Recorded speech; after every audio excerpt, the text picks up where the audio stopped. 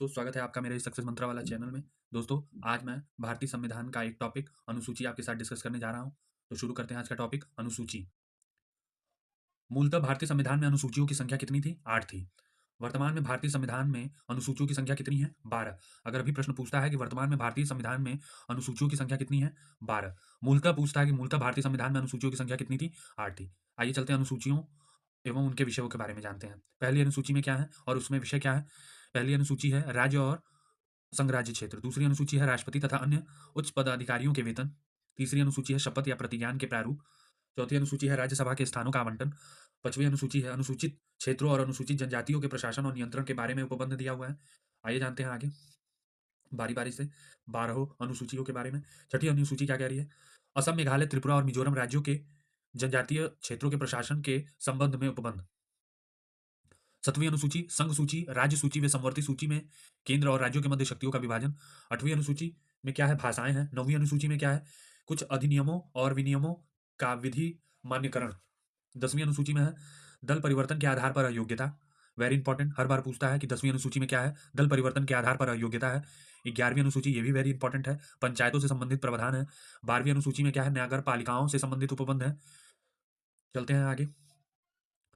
Note, 9वीं अनुसूची को संविधान के प्रथम संविधान संशोधन अधिनियम 1951 के द्वारा जोड़ा गया।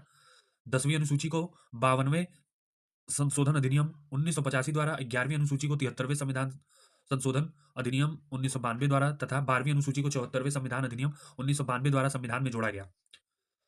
7वीं अनुसूची में 3 सूचियां हैं, संघ सूची, राज्य सूची और समवर्ती सूची।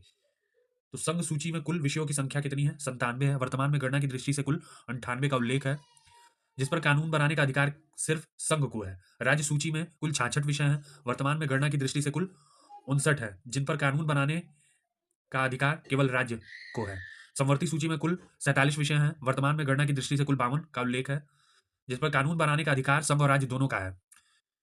पुलिस, लोक स्वास्थ्य और स्वच्छता, प्रति व्यक्ति कर, गैस, कृषि, रेलवे, पुलिस, कारागार, पंचायती राज एवं भूमि सुधार राज्य सूची का विषय है।